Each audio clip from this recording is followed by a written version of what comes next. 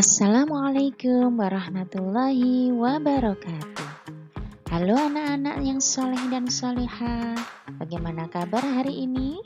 Mudah-mudahan kalian baik-baik saja. Jangan lupa selalu jaga kesehatan dan selalu patuhi protokol kesehatan.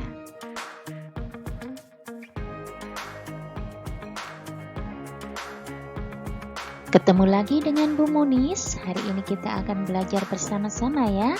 Tema 7 kepemimpinan, subtema 2, pemimpin idolaku.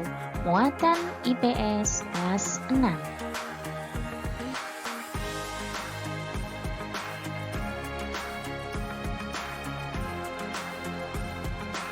Ayo kita tengok dulu tujuan pembelajaran kita hari ini.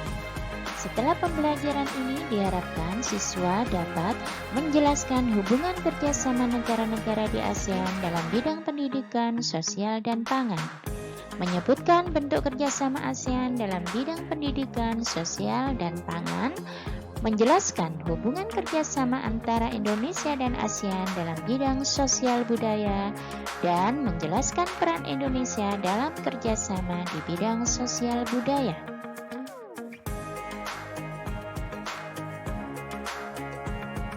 Yuk kita awali kerjasama negara Indonesia dan negara-negara di Asia Tenggara dalam bidang pendidikan. Organisasi ASEAN didirikan dengan berbagai tujuan.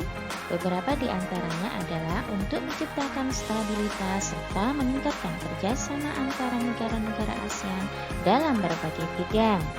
Bidang-bidang tersebut di antaranya adalah bidang pendidikan, sosial, dan pangan.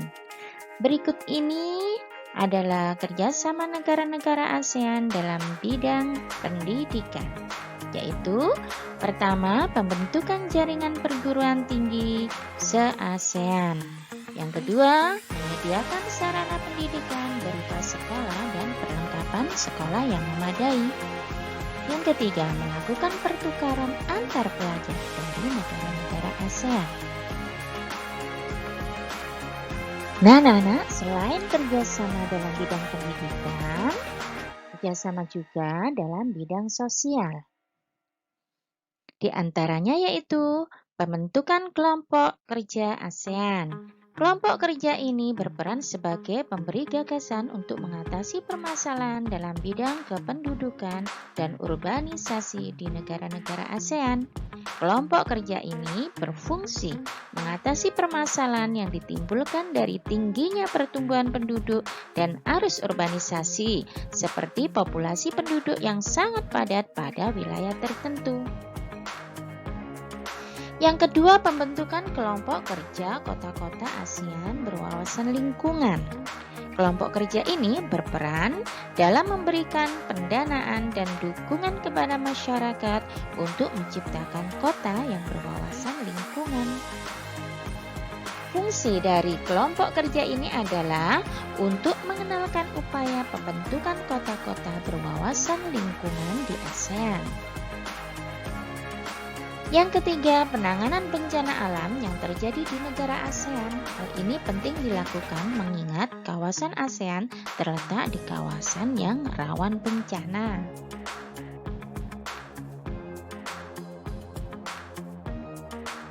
Nah, selain kerjasama di bidang pendidikan dan sosial, bekerja sama juga dalam bidang pangan. Di antaranya yaitu penyediaan pupuk, di antaranya melalui pabrik pupuk Sriwijaya atau PUSRI di Palembang.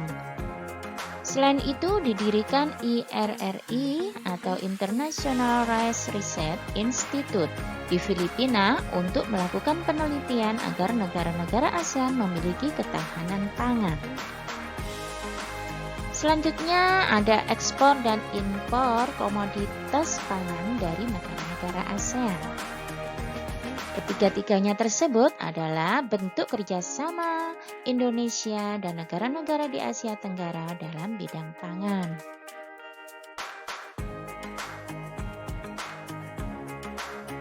Selain yang Ibu sebutkan tadi, ada kerjasama negara Indonesia dan negara-negara di Asia Tenggara dalam bidang sosial. Yaitu apa saja?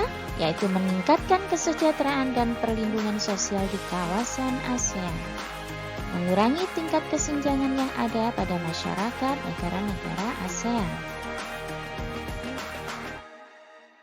Kerjasama negara Indonesia dan negara-negara di Asia Tenggara dalam bidang budaya. Contohnya yaitu pertukaran pemuda dan pelajar antar negara ASEAN. Para pemuda dan pelajar memiliki kesempatan untuk mempelajari budaya negara setempat. Selain itu, ada penyelenggaraan perlombaan olahraga antar negara di Asia Tenggara yang diikuti oleh atlet-atlet dari seluruh anggota ASEAN. Contohnya adalah SEA Games.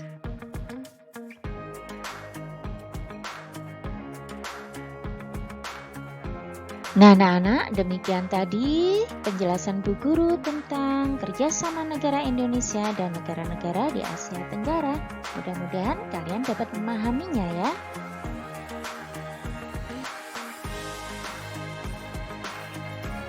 Selanjutnya, coba kalian kerjakan latihan berikut. Tulislah fungsi dari dibentuknya kelompok kerja kota-kota ASEAN berwawasan lingkungan. Yang kedua, tulislah 3 kerjasama Indonesia di ASEAN dalam bidang sosial budaya. Selamat mengerjakan.